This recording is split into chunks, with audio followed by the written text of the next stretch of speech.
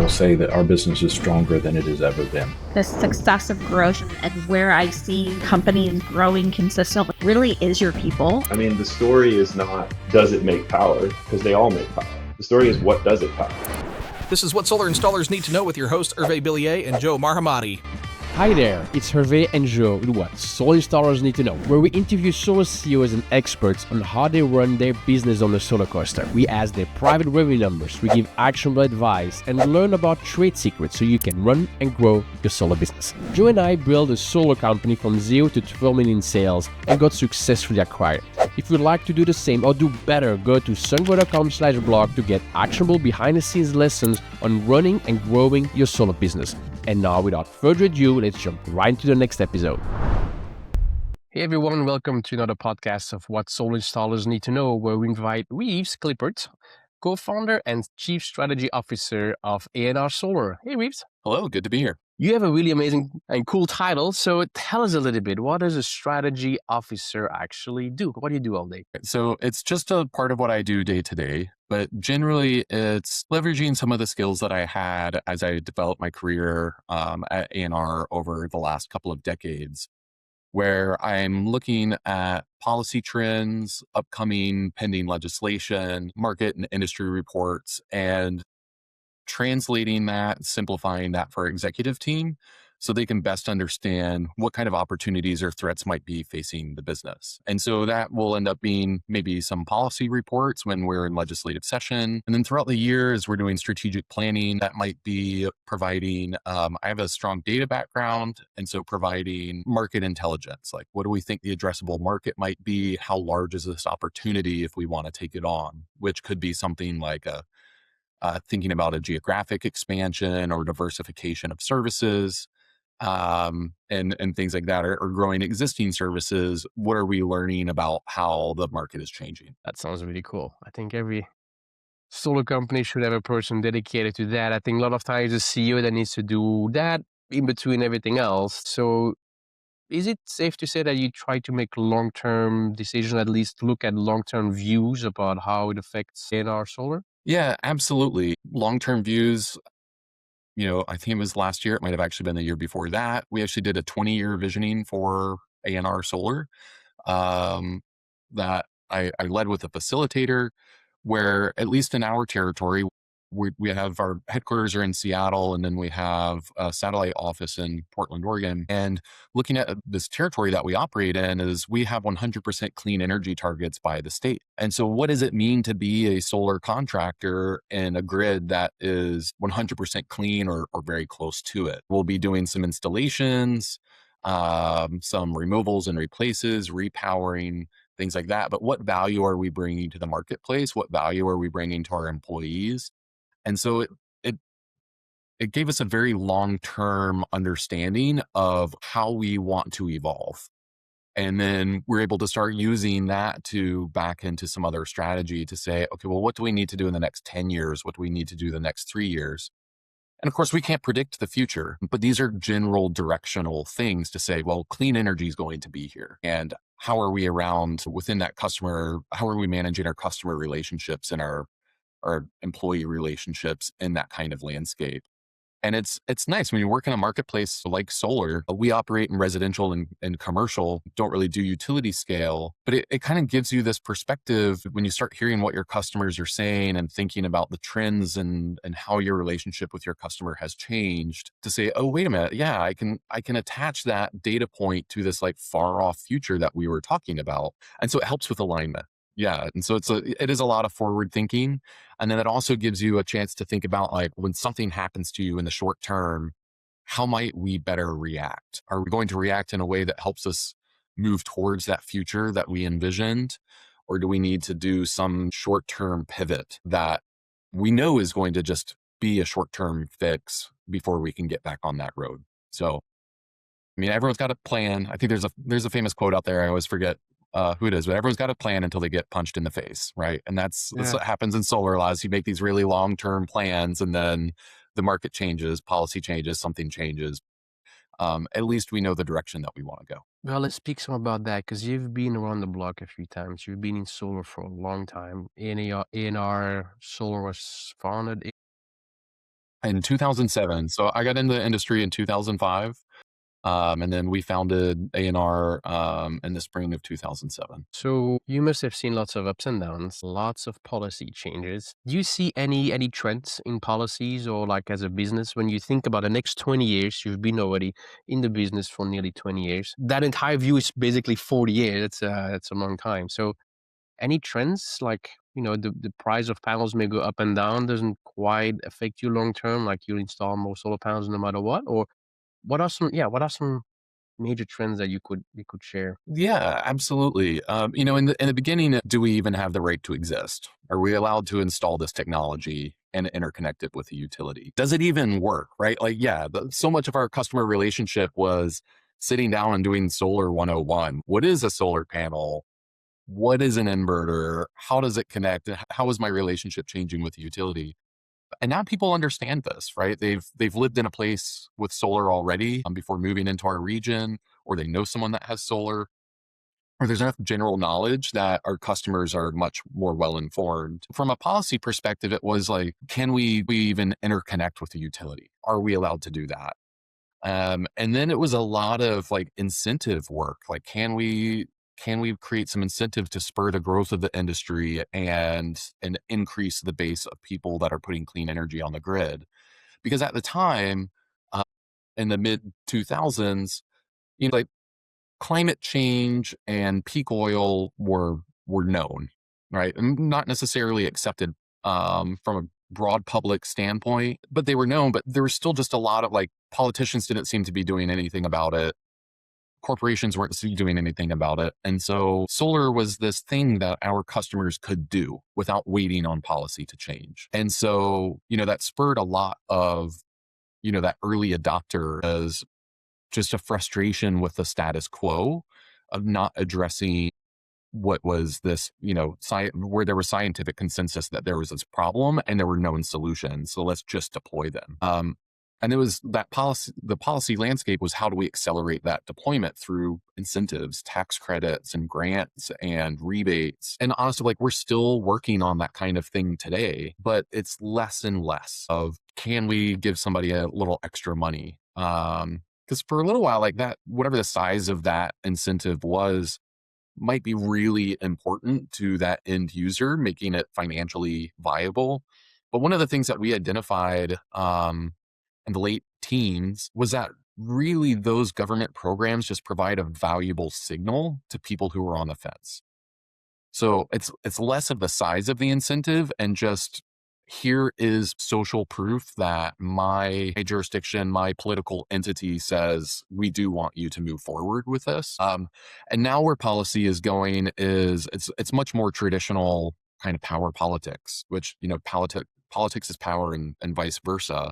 And I mean that in the literal sense of our electric grid is very intertwined with policy and politics. And I'll say I do a lot of policy work. I'm not very active in politics. And I make a distinction there where some is like technical language and how our business is going to either take advantage of this or be harmed by this versus, moving different pieces on the board in order to make sure that that language actually turns into law. But within that policy landscape, it's how do you make sure that people are protected? So we work on like consumer protection.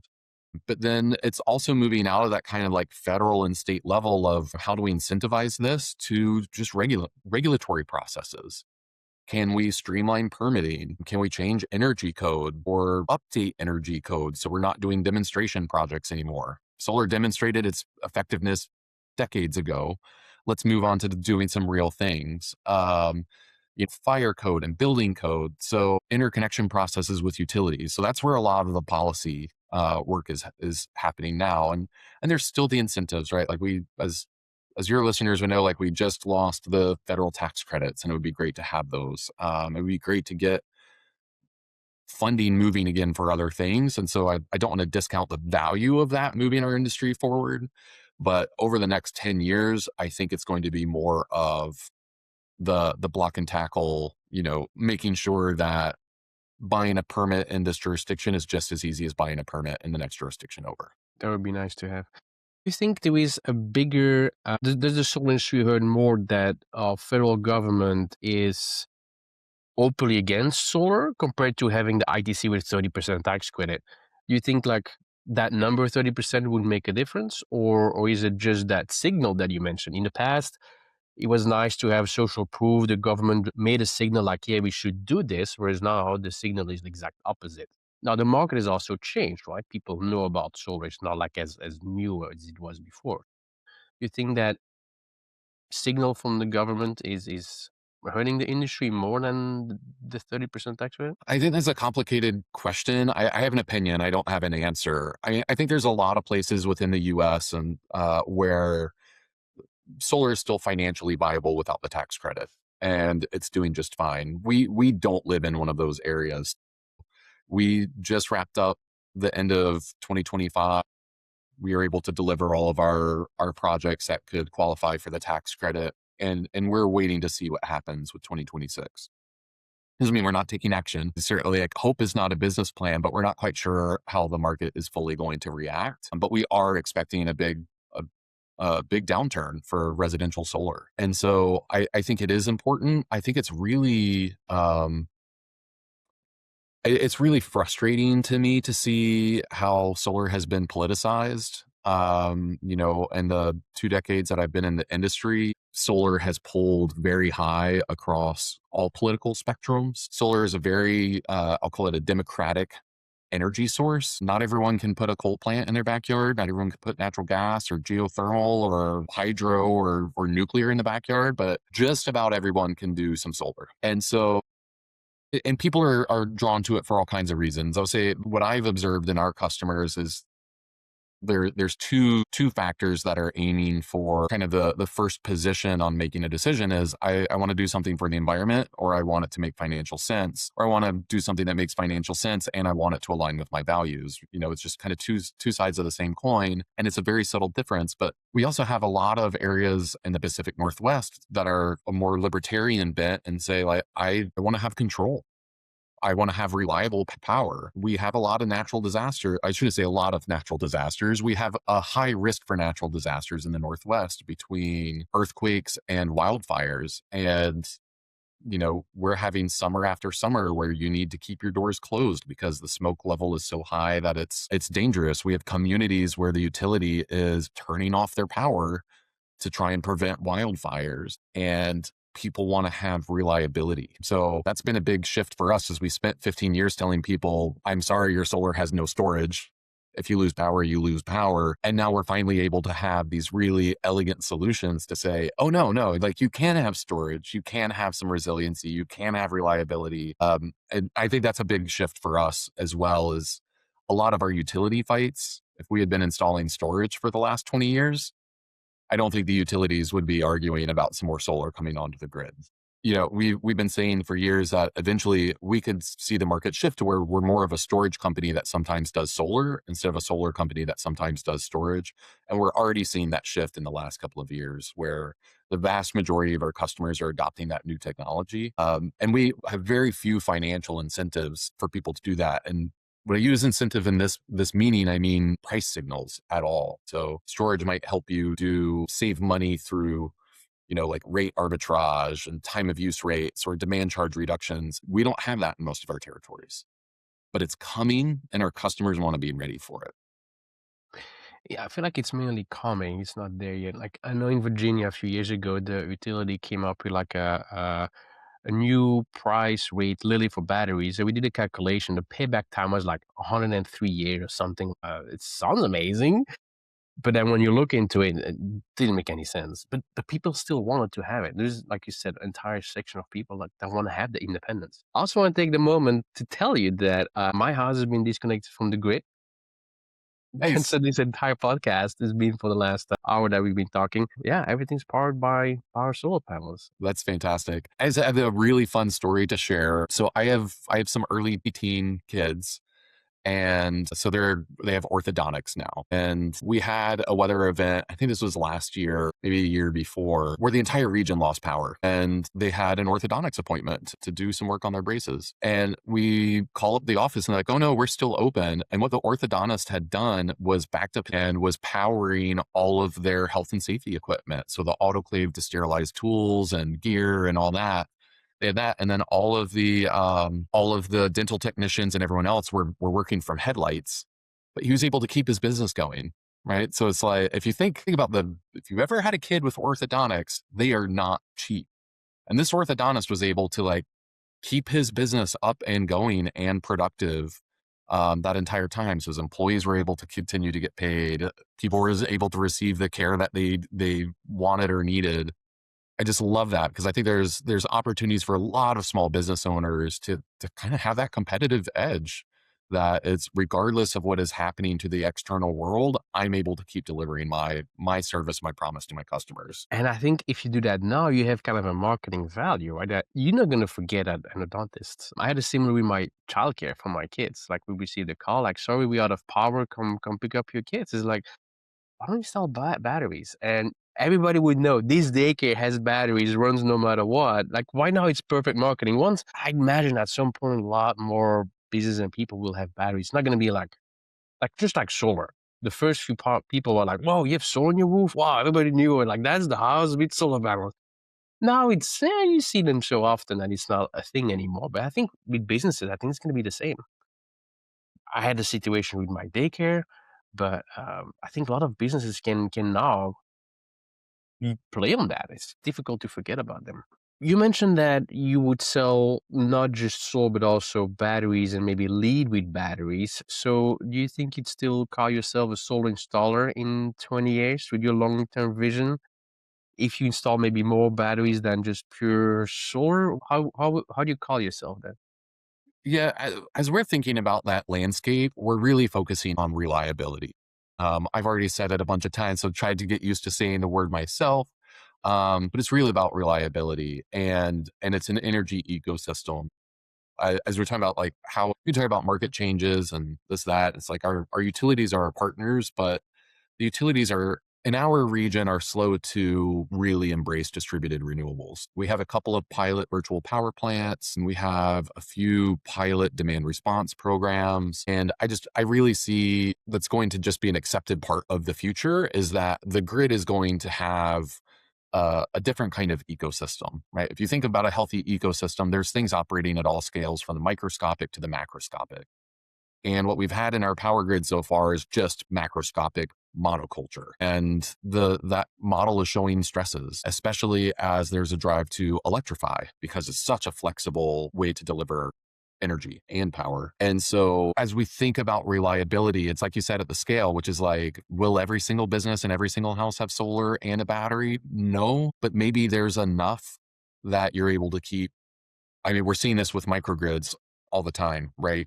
To where it's like, we're going to isolate this community, but they're able to still operate, maybe not at full capacity, but at a capacity that really mitigates the worst of going without power in the modern world. And so as we think about that, it's maybe we're leading with storage, but we might also, I think what we'll be leading with is reliability. And so what are the energy systems in your house and are they controlled in a way that allows you to live at a level of comfort that is acceptable?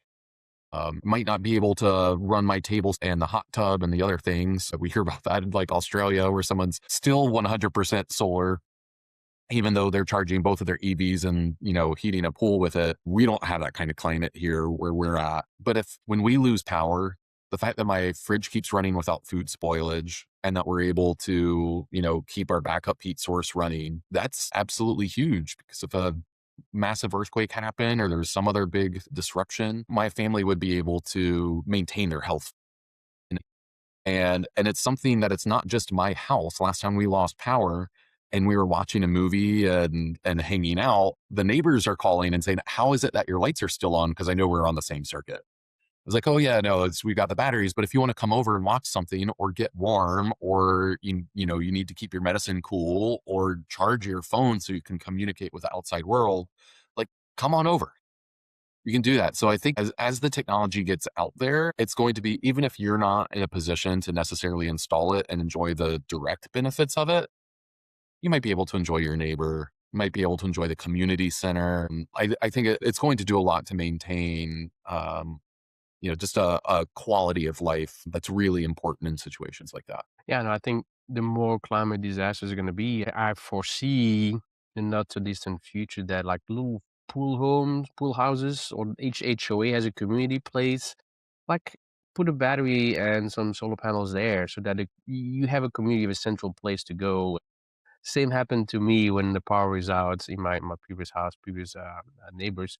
They all knew that I was running a solar company and batteries, and so yeah, they all came. And then all the kids downstairs just watch a movie, and the parents just having a beer. So Yeah. it's a nice occasion. Now, if it would go off more regularly every weekend, I think maybe at some point it's a different story. But it's something definitely enjoyable.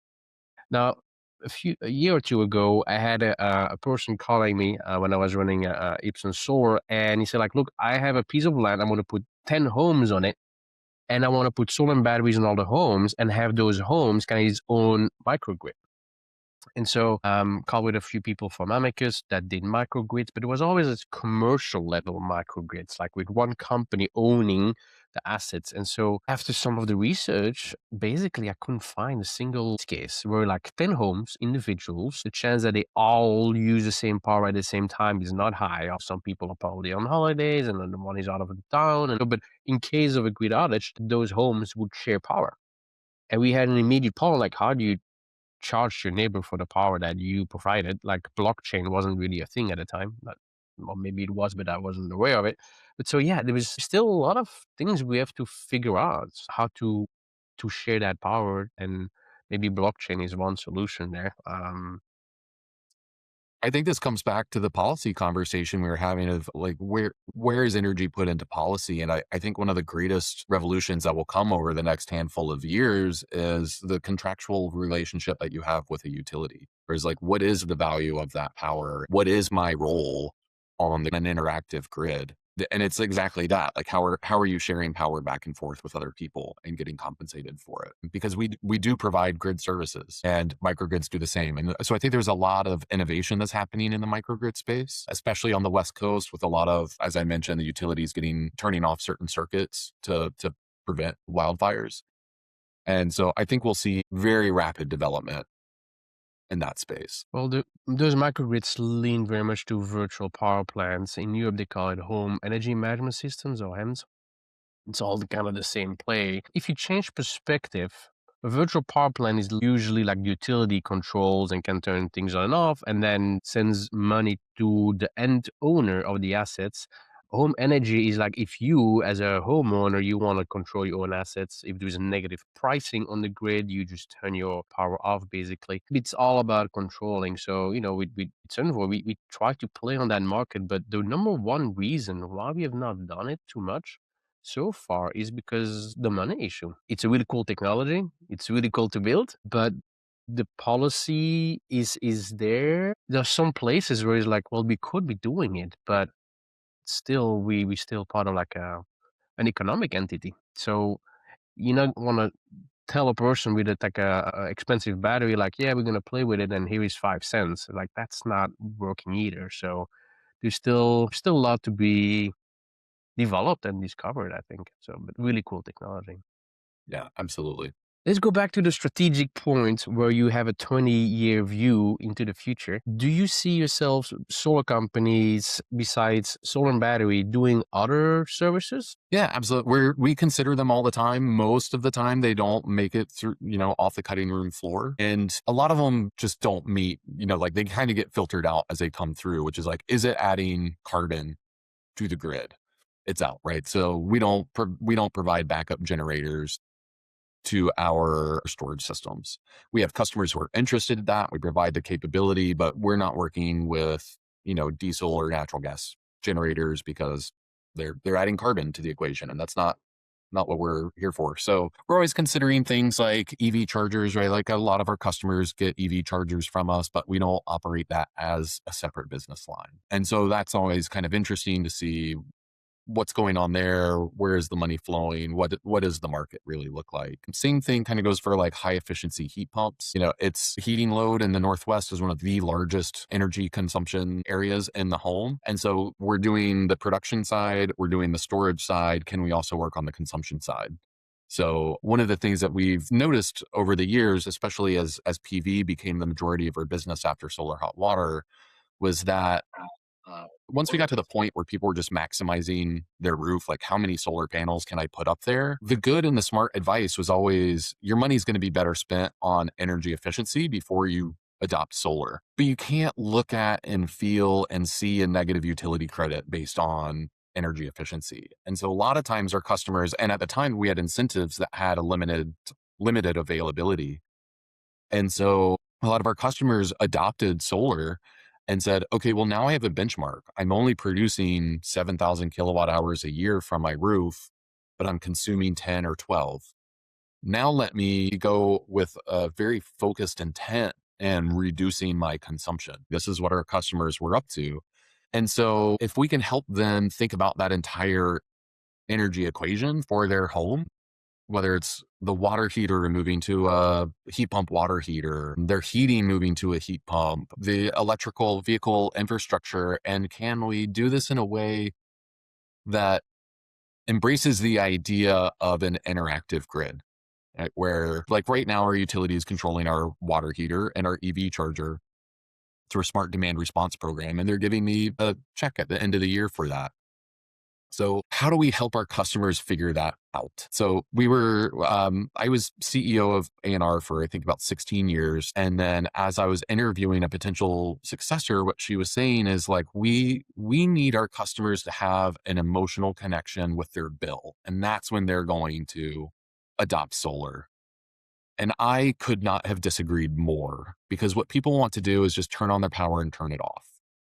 And as we were saying, is like in the very beginning, we were having to say, well, here's a solar panel. It's made up of solar cells, and here's how the wires move, and this is what an inverter does. And still to this day, we have to look at their bill and say, what's going on with your bill? Here's a kilowatt hour. Here's a demand charge. Here's what time of use means. And you're just having to do this like level of education that is above and beyond what a typical homeowner wants. Is it going to save me money? Is it going to work when the power's out? And if it's any more complicated than that, it's too much effort for somebody. And so I kind of forget where I was going with that, but it's just like, how do you make it simple for people? So how, when someone says, hey, it's just like, I have high bills and I don't want them to be so high, can we guide them through data like we get through Sunboy to say, hey, we notice this is what's going on in your consumption patterns. We already know these 3 things about your house because you've worked with us for the solar, and we've worked with you on the storage. And when we were doing the storage, we did a load analysis. Why don't we go ahead and swap out this appliance for you to something that's high efficiency? You trust it. Or if we don't provide it, we'll get you in touch with one of our friends who does, because this is our space. This is where we're at, right? And people, as I mentioned before, like people came to solar because they were tired of politicians and utilities not taking action in the very beginning. And people are still coming to us because as much as the utility invests in education and outreach for their customers, all their needs aren't necessarily getting met by the utility. And so how can we be that, kind of that third place for that customer to come and be a trusted partner, and to be that third leg with the utility to say, hey, this customer is facing these things, and I understand at a deep level these 7 different programs that the utility offers, and these other 3 programs that the state offers, and the 1 program that the city offers, and let me navigate that for you, and let me just make it simple. And I think that's where we're still going to be 20 years from now, is we're in this interactive place. People are comfortable with the technology, but they're just going to need help navigating and making sure that not that they're not getting taken advantage of, but that they are taking advantage of what's available to them. I think in what you mentioned is one really important part is trust. They trust you as a company, otherwise they would not have signed with you. Well, I hope so. And that trust, now that I talk to different industries and so on, we have something unique as solar companies, is that it's a high ticket item. They trust you and you stay in contact with them over a long period of time. If you remodel your kitchen, that's it. There is no app for you to track anything. Like, you're just done. Project is done. You move on. And if you need to do another remodeling, you may literally forget who remodeled your kitchen.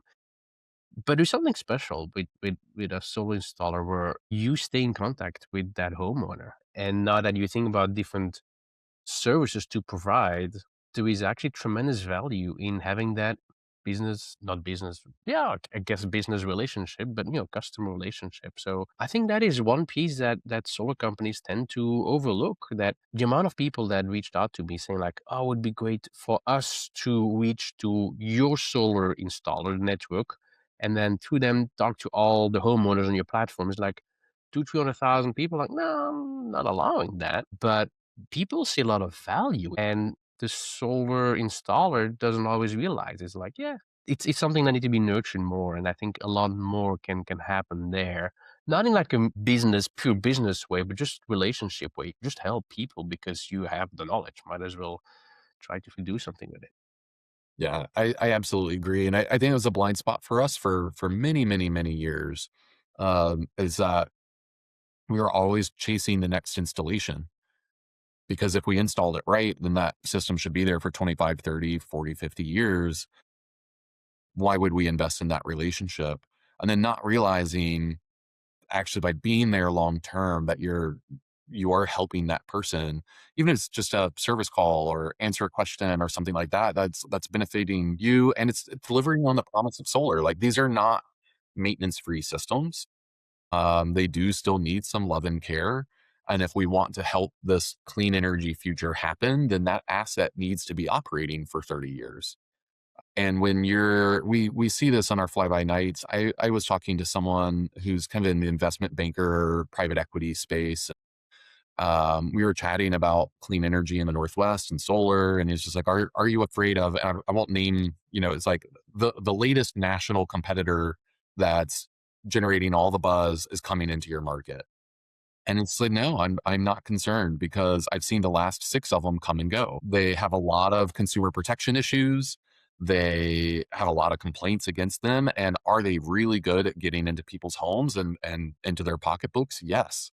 Guess what? Like 3 of them just left Washington with the expiration of the ITC, and there's 12 megawatts of assets there that need tender love and care. And we're going to be there to help them because we're building, designing, and operating a business that is going to be here for that long term. When they need to have a panel replaced because of a hailstorm, or they want to expand, or they want the latest technology, or as I mentioned, like we have an understanding of what's going on with their energy usage because they've reached out and we're looking at their monitoring and can say, hey, I noticed you're still on just a resistant water, electric resistive water heater. Why don't we upgrade that for you? And we can save you a couple $100 a month. Like, that's a valuable relationship for people to have. We're like, especially we can be proactive in that, but they're just looking for someone to trust, right? That's why you ask your friends, where do you take your car to get serviced? Because you're looking for somewhere where you can trust somebody to work with them and on things that are important to you. And like you said, I think solar companies end up, if you're doing it right, in a really great position of trust because you're coming into someone's home, you're disrupting their life, you're disrupting their business. And if you're able to do that in a respectful way that accomplishes their goals and your goals, and you're able to have that partnership, that's such a rare experience for people to have. Yeah, I think we tend to forget that as soon as you turn a solar system on, you install everything as a solar installer, you drive away. That homeowner has something like, what did I just buy? How does this work? Where's the on-off button? And then it's like, here is another app to log in. It's like, how is this working? Like, is this all working the way it's supposed to? It's actually quite a challenge. Like, most people are in the dark. As installers, we have of our own systems, we have access to so much more data than they have, and we can troubleshoot it ourselves. But for other people, they need that help. There's just no other way. And you mentioned trust. So with AI coming, not sure that was part of your 20-year plan, AI, but trust becomes a major problem with AI. Like, having real people and local businesses that are real or you can trust. I think that's a thing right now, maybe still undervalued, but in a few years when you don't know what to trust or what to believe, what's real or what's not, having real people in your community that you can actually trust, I think that's going to be another play there. Yeah, absolutely. 100% agree. Reeves, it's been a real pleasure. Thank you very much for sharing your experience and knowledge in the solar industry, and thank you for your service in fighting climate change for so many years. Absolutely great. Well, like I said, thank you for having me here. It's good to catch up. Thanks, Reeves. If you'd like to do the same or do better, go to sunvoy.com/blog and get actionable behind-the-scenes lessons on running and growing your solar business.